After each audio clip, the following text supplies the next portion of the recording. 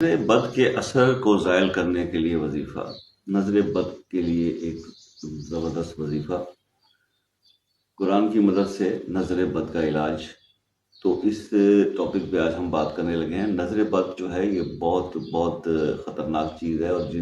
جو لوگ اس کو ایکسپیرینس کر چکے ہیں یا اس کی زد میں ہیں، کوئی ان سے جا کے پوچھے کہ جب بری نظر لگ جاتی ہے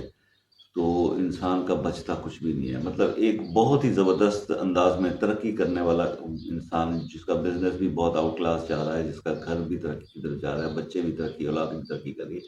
اور ایک دم سے پتہ چلتا ہے کہ اس کو ایسی